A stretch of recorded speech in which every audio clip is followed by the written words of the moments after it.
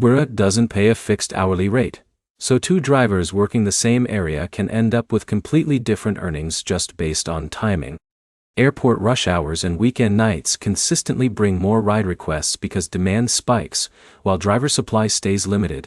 By the end of this, you'll know the exact time blocks that usually generate the most Uber rides, how weekday patterns differ from weekends, and how to stack those high-demand windows without wasting hours waiting in slow periods. Morning weekday demand comes from commuters.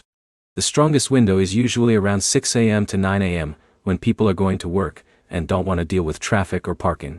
After that, demand drops sharply because most riders are already at their destination, and drivers start competing for fewer trips. Evenings are where things shift. Around 4 p.m. to 8 p.m., ride requests pick up again as people leave work, run errands, or head home. This is also when surge pricing shows up more often because demand stacks up in a short time window. Late nights are the most inconsistent, but often the highest paying per trip. Friday and Saturday nights around 9 p.m. to 2 a.m. usually bring bar pickups, events, and short-distance rides with higher urgency. Short trips can still pay well, because surge pricing activates when too many riders request at once. Weekends during the daytime depend heavily on local events. Sports games, concerts, and festivals can completely change earnings for a few hours in a single area.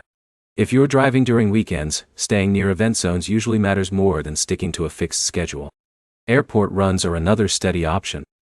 Early mornings and late evenings often have flight clusters, which means more predictable demand compared to random city driving. Drivers who position near airports during peak flight times usually reduce downtime between rides. The key mistake most drivers make is staying online during slow midday hours with no demand pattern. That time often leads to long gaps between rides and lower hourly earnings, even if total trip count looks fine. The smarter approach is stacking peak blocks instead of driving continuously.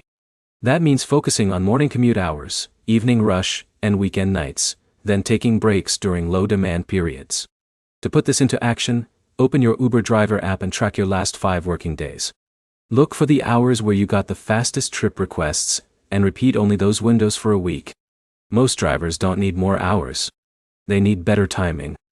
If this helped, like and subscribe for more real breakdowns of Uber driver earnings and strategies.